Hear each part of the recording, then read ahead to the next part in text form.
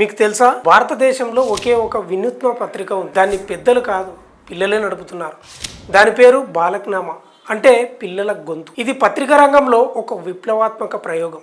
పిల్లల చేతే జర్నలిజాన్ని రూపొందించిన అరుదైన మోడల్. ఈ పత్రిక 2003లో ఢిల్లీలో ప్రారంభమైంది. దీన్ని ప్రారంభించింది child line India foundation and బద్లం ఔర్ అనే సంస్థలు.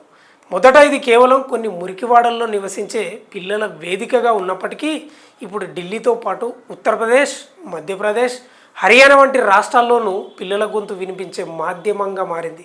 ఈ పత్రికలో బాల కార్మికత్వం, బాలలపై జరిగే వేధింపులు, విద్యలేమి, ఆరోగ్య సమస్యలపై కథనాలు ఉంటాయి. పిల్లల జీవన అనుభవాలు, నిజాలు సమాజానికి చెబుతూ మార్పుకు దారితీసే పత్రికగా మారింది ఇప్పుడు. ఈ కథనాల ద్వారా అనేక సమస్యలు ప్రభుత్వం దృష్టికి కూడా వెళ్ళాయి. బాలక్నామా హిందీ, ఇంగ్లీష్ భాషల్లో నెలకు ఒకసారి మాత్రమే ప్రచురిస్తారు. ఇది కేవలం పత్రిక కాదు, చిన్నారుల జీవితాలను మార్చే ఒక పెద్ద ఉద్యమం. వేదనల్లో పెరిగిన పిల్లలు తమ కలలను సాకారం చేసుకునే దిశగా ఎదిగే వేదిక. బాలక్నామా తేల్చినది ఒక్కటే: పిల్లల గొంతు వినిపించాలి, వాళ్ళే తమ కథ చెప్పాలి.